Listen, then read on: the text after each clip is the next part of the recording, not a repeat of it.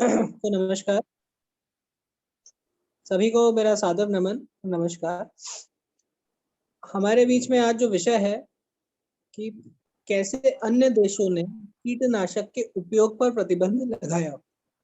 अब ये जो विषय है, ये अपने आप में बड़ा वृहद है और मैं समझता हूँ कि इस विषय को ही कवर करने के लिए हमें नहीं-नहीं करते हुए 2 से 3 सेशंस लेना चाहिए। बट फिर भी मैंने कम समय में और जो जितनी मैं बुद्धि लगा सकता था, उसके हिसाब से छोटा-सा प्रेज़ेंटेशन बनाया है। ताकि मैं इन अ नटशेल इन चीज़ों को कवर कर सकूँ। इसके साथ ही एक और विषय ये है, वो बड़ा वृहद टॉपिक है, बहुत ज़्यादा वृहद, क्योंकि इसके जितने भी आयाम हैं, हर एक पे एक एक किताब लिखी जा सकती है। तो इस प्रकार से अगर कहीं कुछ त्रुटि हो तो मुझे क्षमा कीजिएगा। अब हमारे मूल विषय पे आते हैं और इस प्रेज़ेंटेशन को आगे बढ़ाते हैं कि कैसे अन्य देशों ने कीटनाशकों के उपयोग पर प्रतिबंध लगाया या हाल-फिलहाल में क्या। इसके लिए सबसे ज़रूरी है कि हमें समझना कि व्हाट इज़ पेस्टिसाइड फ्री, यानी कि पेस्टिसाइड फ्री जो हम बोलते हैं कि हाँ ऑर्गेनिक है या पेस्टिसाइड का प्रतिबंध कैसे हुआ, उसके लिए सबसे ज़रूरी है समझना कि पेस्टिसाइड फ्री होता क्या है आखिर। अब यहाँ पे एक बड़ा विशेष बात है कि पेस्टिसाइड फ्री का मतलब ये ज़रूरी नहीं है कि वो वास्तव में पेस्टिसाइड फ्री हो ही। ये मैं नहीं कह रहा हूँ, ये world wide research of scientist कह रही है।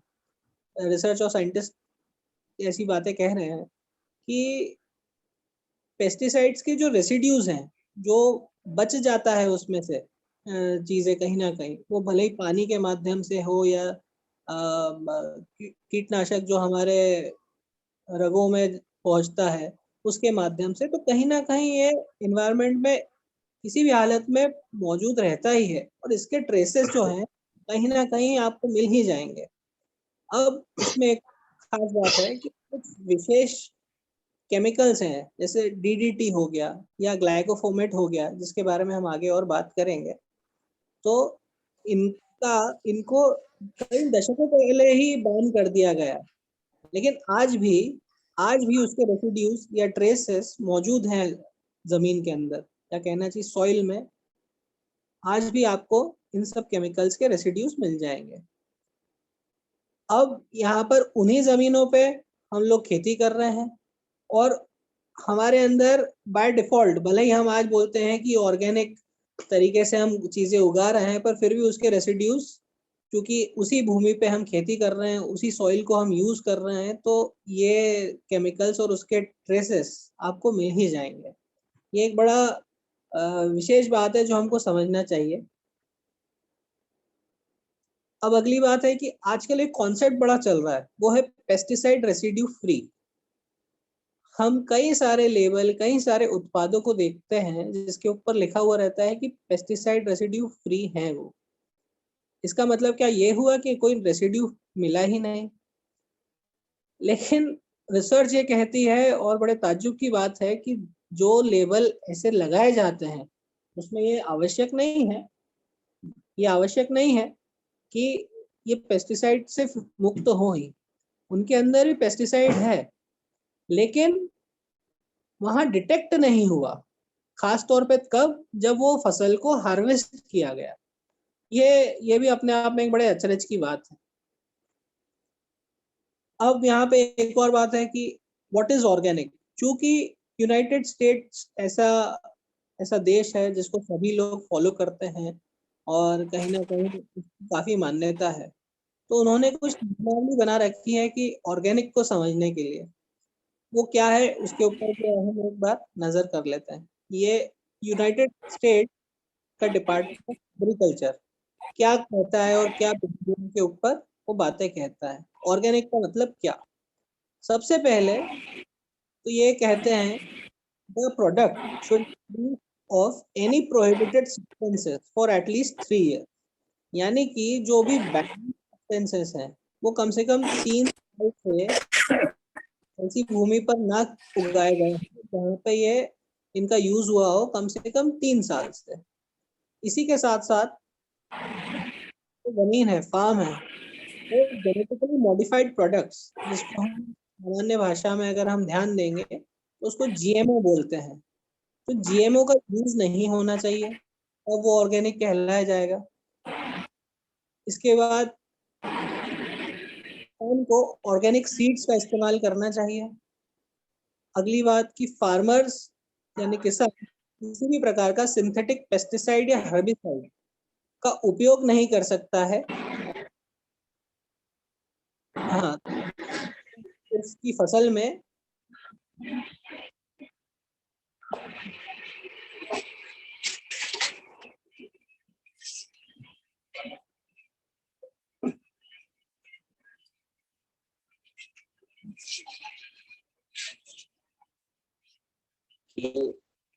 जो भी किसान है उनको एक डिटेल रिकॉर्ड रखना पड़ेगा और ऑन साइट इंस्पेक्शन भी कराना पड़ेगा डिपार्टमेंट ऑफ एग्रीकल्चर के ऑफिसर्स के द्वारा, जिससे वो उस पर्टिकुलर या उस पर्टिकुलर किसान की फसल को सर्टिफाई करेंगे। और उसके साथ साथ सर्टिफिकेशन का जो पैसा भी है, पैसा भी किसान को देना पड़ेगा। क्योंकि हम अगर इस बिंदु पर इस प्रकार से समझे हिंदुस्तान के परिप्रेक्ष्य में, तो हिंदुस्तान में इतनी मेहनत और इसी से कोई अन्य किसी भी प्रकार की हो, वो हमारा किसान सर्टिफिकेशन के लिए को राजी होता नहीं है। इसी के हिसाब के बाद ऑर्गेनिक के 3 वर्जन्स यूएसडीए यानी United states department of agriculture ने दिए हुए हैं कि 3 टाइप से वो ऑर्गेनिक मानते हैं। एक तो सबसे पहले कि 100% ऑर्गेनिक है, जिसके अंदर सिंगल इंग्रेडिएंट फूड रहता है। सिंगल इंग्रेडिएंट फूड मतलब जैसे हमारे फल सब्जियां हो गए, जिनके अंदर किसी भी प्रकार की कोई दूसरा प्रोडक्ट और इन्वॉल्व नहीं, मतलब सिंगल प्रोडक्ट है।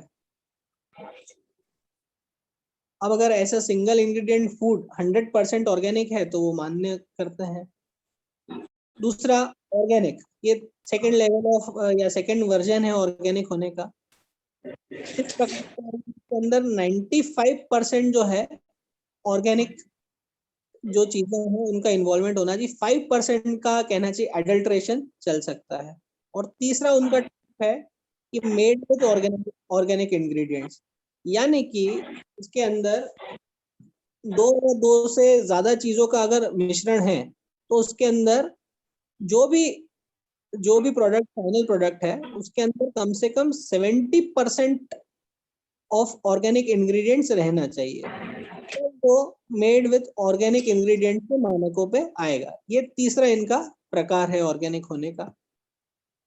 अब हम हमारा मुख्य जो टॉपिक है उसके ऊपर आते हैं कि आखिर पेस्टिसाइड फ्री बने कैसे। पेस्टिसाइड फ्री अगर हमें बनना है तो उसके लिए सबसे आवश्यक बात है ट्रांजिशनिंग। यहाँ ट्रांजिशनिंग का अर्थ ये होता है कि हम एक स्टेट में यानी कि एक परिस्थिति से दूसरी परिस्थिति में जाएं। और अगर हमको पेस्टिसाइड फ्री बनना है तो जितने भी कंट्रीब्यूटिंग एक्टर्स हैं, जितने भी कंट्रीब्यूटिंग फैक्टर्स हैं, उनको क्यूमुलेटिवली करना होगा। मतलब अगर भी पलड़ा यहाँ पे कमजोर हो गया तो हम पेस्टिसाइड फ्री बन नहीं पाएंगे। उदाहरण के लिए अगर हम बात करते हैं कि हमें हिंदुस्तान को पेस्टिसाइड फ्री बनना है, तो यहाँ पे गवर्नमेंट आज की तारीख में हम मानते हैं कि गवर्नमेंट चलिए इस तरह के कार्यों के लिए रेडी है, पर अगर किसानों ने इस चीज को सपोर्ट नहीं किया या नॉन गवर्नमेंटल ऑर्गेनाइजेशंस ने सपोर्ट नहीं किया या एजुकेशनल फैसिलिटीज प्रोवाइड करने वाली यूनिवर्सिटीज कॉलेजेस उन्होंने सपोर्ट नहीं किया, तो ये पूरा पेस्टिसाइड होने का जो लाइन ऑफ एक्ट वो इसीलिए आवश्यक बात है कि सारे फैक्टर्स को एक साथ एक प्लेटफॉर्म पर आना पड़ेगा और क्यूमुलेटिवली एफर्ट्स देने पड़ेंगे। एंड तीसरी बात जो बड़ी घोषित सी है, सभी जानते हैं कि जो पॉलिसी मेकर्स हैं देश के, उनको यहाँ पे चार्ज लेना पड़ेगा, उनको यहाँ पे सेनापति बनते हुए आगे चीजें बढ़ानी होगी। अब मैंने पहले ही बताया कि क्या पेस्टिसाइड फ्री होने का मतलब 100% पेस्टिसाइड फ्री है ही क्या? तो उसका जवाब, अगर किसी भी प्रोडक्ट ऐसा लिखा है कि पेस्टिसाइड नहीं है कि वो प्रोडक्ट 100% पेस्टिसाइड फ्री हो ही। ये भी अर्थ इस बात का निकाला जा सकता है कि उस प्रोडक्ट के अंदर अप्रूव्ड पेस्टिसाइड्स डले हुए हैं, पर डले जरूर है। जो परिपाटी पूरे हिंदुस्तान को लेकर पूरे विश्व में है वो ये है कि हर जगह देखेंगे कि कुछ कुछ पेस्टिसाइड किसी ना किसी रूप में हमारे खाने, हमारे प्रोडक्ट्स में मिले ही हुए हैं। हो सकता है वो अनअप्रूव्ड हो। अब जैसा हमारी मूल स्टडी है कि अन्य देश कैसे पेस्टिसाइड फ्री बने, तो यहाँ पे कुछ उदाहरण है अन्य देशों के जिनके मुख्य मुख्य बिंदु मैंने संकलित करे हैं, जिससे हमें समझ में आए कि कैसे अन्य देश पेस्टिसाइड मुक्त या पेस्टिसाइड फ्री हुए। सबसे पहले आता है हमारे पास आयरलैंड। आयरलैंड एक बड़ा अच्छा उदाहरण है क्योंकि पेस्टिसाइड पे आयरलैंड ने not only by changing the policies but along with the effective use of such state machinery, उन्होंने पेस्टिसाइड फ्री होने के कार्य को अंजाम दिया। 100% अभी भी, बट यस, काम बहुत अच्छा है और वास्तव में सराहनीय है। अब आयरलैंड की हम बात करें तो वहाँ पे 3 डिवीजन बनाए हुए उन्होंने, जो डिविजन है department of agriculture, food and marine के। अब इन डिविजनों में 3 अलग अलग और विभाग हो गए हैं। पेस्टिसाइड कंट्रोल्स डिवीजन, दूसरा पेस्टिसाइड रजिस्ट्रेशन डिवीजन, और आखिरी है पेस्टिसाइड कंट्रोल लेबोरेटरी।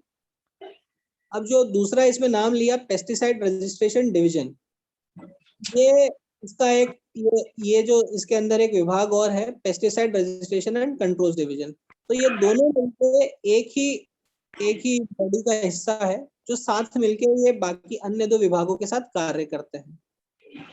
इनके सबके अपने अपने कार्य हैं। पेस्टिसाइड कंट्रोल डिवीजन जैसे नाम से ही सजेस्ट करता है कि वो कंट्रोल करता है पेस्टिसाइड के यूज को कि कैसे कैसे कम हुआ जाए। दूसरा, पर कंपल्सरीली कुछ इस प्रकार से नियम फॉर्मुलेट हुए हैं कि हर पेस्टिसाइड का रजिस्ट्रेशन आवश्यक है, और आवश्यक के साथ साथ उसके अंदर पेस्टिसाइड होने वाले सारे नुकसान किस हद तक वो हार्मफुल कैटेगरी में आता है उसके बारे में पूरा लेखा ब्यौरा देना आवश्यक है। और पेस्टिसाइड कंट्रोल करने के लिए उन्होंने एक अलग से लेबोरेटरी का भी स्थापना की हुई है ताकि पेस्टिसाइड हर लेवल पे कंट्रोल में आए। सबसे पहले उन्होंने जितने भी पेस्टिसाइड्स हैं उन कंट्रोल, उनके फॉर्मुलेशन, उनके रजिस्ट्रेशन, उनके सभी के लिए उन्होंने नियम बनाए। उनमें भी छोटे मोटे नहीं, अच्छे कड़े। और यहाँ यूरोपियन यूनियन का एक हिस्सा है, तो यहाँ पर दोनों मतलब उनके स्वयं के देश के और साथ ही साथ यूरोपियन यूनियन के मानक और यूरोपियन यूनियन के नियम और उनके देश के नियम दोनों यहाँ पे अप्लाई करते हुए उन्होंने पेस्टिसाइड कानून बनाया। उसके भी मुख्य रूप से 2 भाग हैं। पहला तो प्लांट प्रोटेक्शन प्रोडक्ट्स, उसके ऊपर उन्होंने कानून बनाया, और इसी के साथ बायोसाइड्स के संबंध कानून। अगला हमारे पास उदाहरण है ऑस्ट्रेलिया का। ऑस्ट्रेलिया में, हाँ मैडम, अच्छी बात हुई, वहां के हेल्थ मिनिस्टर ने केमिकल्स और कुछ पेस्टिसाइड्स को के रजिस्ट्रेशन और हेलो पॉलिसीज थी उसको रिलैक्स करने के लिए एक बिल प्रपोज किया।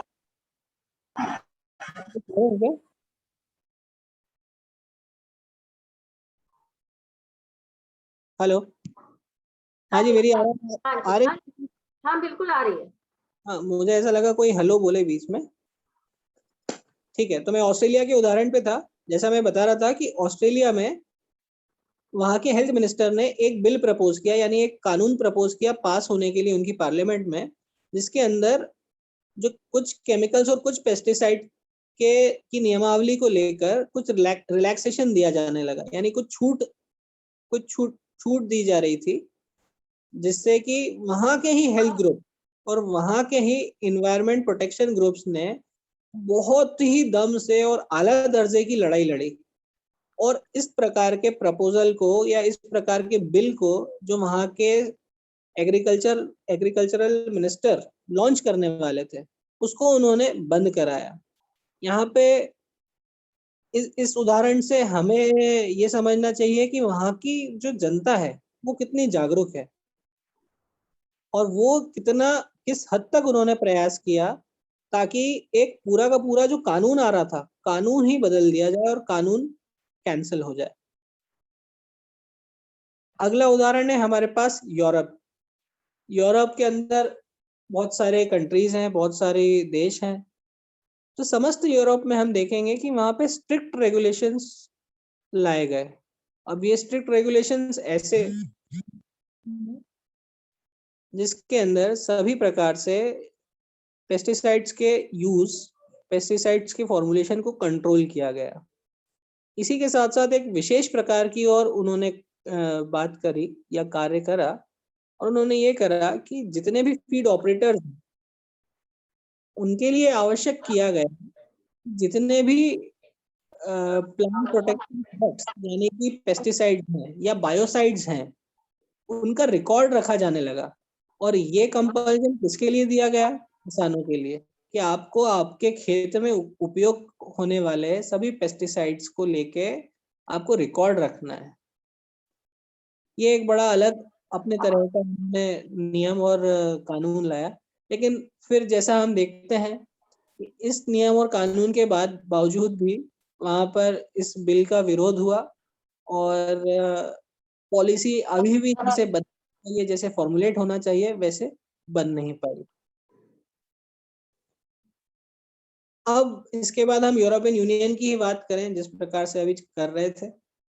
तो ये जो पूरा फ्रेमवर्क उन्होंने बनाया, तो ये तो सिर्फ उन्होंने इस प्रकार से बनाया कि जितनी रिस्क है, रिस्क को उन्होंने कम ही किया या उसको लिमिटेड करा, ताकि उनके यहाँ पर होने वाले उत्पादन के ऊपर बहुत ज्यादा कमी भी ना आए, और पेस्टिसाइड्स को कंट्रोल करने के लिए कुछ ना कुछ प्रयास भी चलते रहे। सबसे पहले उन्होंने ये करा कि यूरोपियन यूनियन में एक समान एक पूरा फ्रेमवर्क बनाया, और पूरे हार्मोनाइज तरीके से यानी कि यूनिफॉर्मली कानून बनाया गया। इसके अंदर यूरोपियन यूनियन की सभी कंट्रीज ने इंश्योर किया कि वहां पर इस तरह के प्रोडक्ट्स से उत्पन्न होने वाली रिस्क को प्रॉपरली असेस किया जाए, यानी कि उनको समझा जाए और उसको मॉनिटर भी किया जाए। इसी के बाद उनके यहाँ पे यूरोपियन केमिकल्स एजेंसी का भी फॉर्मुलेशन हुआ, यानी इस प्रकार की एक अलग ही संस्था बनाई गई जो फार्मर्स को, किसानों को और सभी देशों में यूरोपियन यूनियन के उनको टेक्निकल और साइंटिफिक असिस्टेंस दिया जाने लगा इसके माध्यम से, ताकि इस तरह के कानून और इस तरह के प्रोसेस को धीरे धीरे से रेगुलेशन में लाया जाए। इसी के बाद साथ एक्टिव सब्सटेंसेस जो होते हैं पेस्टिसाइड्स के अंदर, जो काफी हार्मफुल रहते हैं, उसको कंट्रोल करने के लिए भी इन्होंने नियमावली लाई। और हर एक इस तरह प्रोडक्ट जो जिसको हम बोलते हैं बायोसाइडल प्रोडक्ट्स, जिसके अंदर एक्टिव सब्सटेंसेस की मौजूदगी रहती है, उनको पहले किया जाएगा, और उस चेक करने के बाद उनका अप्रूवल दिया जाएगा, और ये यूरोपियन लेवल के ऊपर होगा, यानी कि एक कोई इंडिपेंडेंट कंट्री इसके बारे में कुछ डिसीजन नहीं ले पाएगी। पूरा का पूरा यूरोपियन लेवल या कहना चाहिए यूरोपियन यूनियन बारे में डिसाइड करेगी, और फिर ही उस पर्टिकुलर चीज के ऊपर कुछ कार्य होगा, प्रोडक्ट को अप्रूवल मिलेगा या नहीं मिलेगा। इसी प्रकार से कुछ और नियम वो लाए कि जो बायोसाइडल प्रोडक्ट्स हैं, तो उनको मार्केट में प्लेस करने के पहले उस पर्टिकुलर प्रोडक्ट को मैन्युफैक्चर करने वाली कंपनी को ये दिखाना होगा कि ये जो पर्टिकुलर प्रोडक्ट है वो सेफ है। सेफ ना सिर्फ इंसानों के लिए, बल्कि जानवरों के लिए, और साथ ही साथ पर्यावरण के लिए भी। और इसी के साथ साथ उसी प्रोडक्ट के ऊपर ये जिम्मेदारी डाली गई, यानी कि बर्डन ऑफ प्रूफ ये डाला गया कि उसी प्रोडक्ट बनाने वाली कंपनी को ये प्रूव करना पड़ेगा कि ये इफेक्टिव है, पहली चीज, और उसके साथ साथ सेफ भी है इन लोगों के लिए जो उसको यूज कर रहे हैं। अब इसी के साथ साथ हम देखें कि जो ये रेगुलेशन है इसके अंदर काफी सारे ऐसे प्रोविजंस डाले गए जो ना सिर्फ बायोसाइडल प्रोडक्ट्स के लिए डाले गए, लेकिन साथ साथ इस तरह के प्रोडक्ट्स और इस तरह के आर्टिकल्स जो सब्सिडियरी या एंसिलरी रूप में वर्क करते थे, इस तरह के वर्क करने के काम आते हैं बायोसाइडल प्रोडक्ट्स या पेस्टिसाइड्स के साथ में, उनको भी रेगुलेट करने के लिए इन्होंने कड़ी नियमावली लाई गई। अगला उदाहरण है हमारे पास लग्जमबर्ग का। बड़ी अच्छी बात है कि इसी वर्ष लग्जमबर्ग इकलौती कंट्री है जिसने ग्लाइफोसेट, ये बड़ा एक यूनिक और काफी महत्व का केमिकल रहता है, और it is a type of pesticide, हम इसको इस तरह से कहते हैं, जिससे कि वीड्स की ग्रोथ पे कंट्रोल होता है, तो इसको बैन किया। और यहाँ पे खास बात ग्लाइफोसाइड के साथ ये है कि कई सारे देश इस पर्टिकुलर प्रोडक्ट के बैन को लेके जागरूक नहीं हो पाए, तो जो ग्लाइफोसाइड बनाने वाली कंपनीज हैं उनके कहना चाहिए उनके दबाव में आके आज तक कई सारे देश ग्लाइफोसाइड को बंद नहीं कर पाए या बैन नहीं कर पाए। लुक्सेमबर्ग ने पहली बार ये करके दिखाया, क्योंकि इसके अंदर ये जो पर्टिकुलर प्रोडक्ट है इसके अंदर काफी सारे कंट्रोवर्शियल मॉलिक्यूल्स या कंट्रोवर्शियल चीजें हैं जिसके कारण से बहुत ही ज्यादा एनवायरनमेंट या पर्यावरण को नुकसान होता है। अब ये पर्टिकुलर स्टेप जो ऐसा रहा है इनका, ये बड़ा ही डिसाइसिव स्टेप कहलाया जाता है, और अभी इसकी बहुत ही चर्चा हो रही है पेस्टिसाइड फ्री मॉड्यूल या पेस्टिसाइड फ्री मॉडल के रूप में। और इसके साथ साथ जो हमारी उम्मीद है कि हम सस्टेनेबल अप्रोच लाएंगे फार्मिंग में, तो उस पर्टिकुलर अप्रोच या उस पर्टिकुलर हमारे सपने को साकार होने में बहुत जल्दी सहायता मिल सकती है। अब अंतिम रूप से कुछ मैं और बातें बताना चाहूंगा, क्योंकि अन्य जितने भी देशों के बारे में मैंने स्टडी करी, जहाँ पे भी मैंने इस बारे में पढ़ने की कोशिश करी, तो सभी के अंदर जहाँ कुछ पेस्टिसाइड्स पे अच्छा कार्य हुआ है उनके मुख्य बिंदु मैंने निकाल लिए हैं, और वो आपके सामने ये आखिरी यही कुछ है कि सबसे पहले अगर हमें पेस्टिसाइड्स को कंट्रोल करना है तो उसके लिए हमारे लिए सबसे बड़ी आवश्यक बात है कि पॉलिटिकल विल होना इसके लिए बहुत जरूरी है। और इस पॉलिटिकल विल के ऊपर हम पहले ही कई बार चर्चा कर चुके हैं, और इसके बाद एक और विशेष बात है कि स्ट्रॉन्ग रेगुलेशंस, जब तक कड़े कानून आएंगे नहीं तब तक पेस्टिसाइड्स कंट्रोल होंगे ही नहीं। यहाँ हम किसी भी देश का उदाहरण ले लें, किसी भी चीज के ऊपर हम कंपैरिजन कर लें, हिंदुस्तान में भी अगर हमें ये कार्य करना है तो जब तक कड़े कानून नहीं होंगे तब तक कुछ भी होना असंभव है।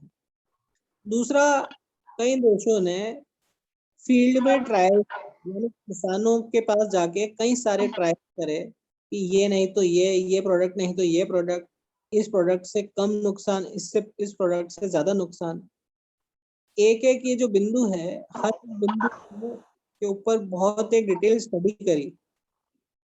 उसके बाद उन्होंने ये पाया कि जो बैंड प्रोडक्ट्स हैं उनके इस्तेमाल के साथ साथ उनके इस्तेमाल की रोकथाम के साथ साथ हम और क्या नए चीजें ला सकते हैं, और इसी प्रकार से उन्होंने एक्सपेरिमेंट करते हुए पेस्टिसाइड्स को कंट्रोल करा। अगला बिंदु ये, पेस्टिसाइड के कंट्रोल के लिए बहुत ही आला दर्जे के अवेयरनेस और एजुकेशनल प्रोग्राम्स लाए गए।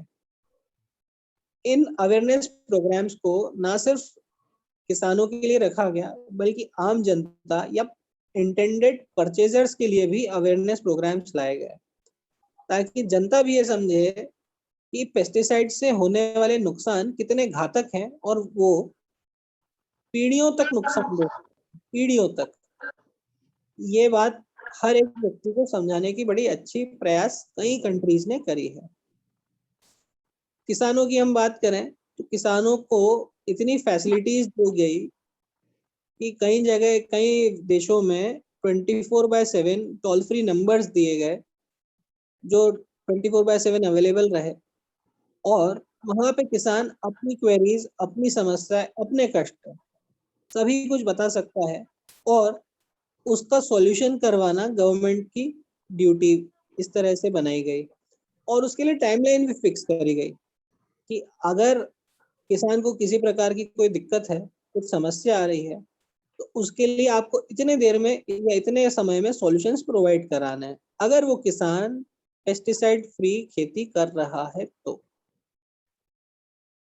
इसी के साथ साथ कई एक्सपेरिमेंट, कई तरह की रिसर्च कंटिन्यू की गई, जिसके अंदर खेती की उत्कृष्ट तकनीकों के बारे में रिसर्च हुई, जिससे ये पता लगाया जाए कि क्या बेस्ट तरीके हो सकते हैं जिससे कि फसल के उत्पादन में कमी भी ना आए और पेस्टिसाइड फ्री भी खेती होवे।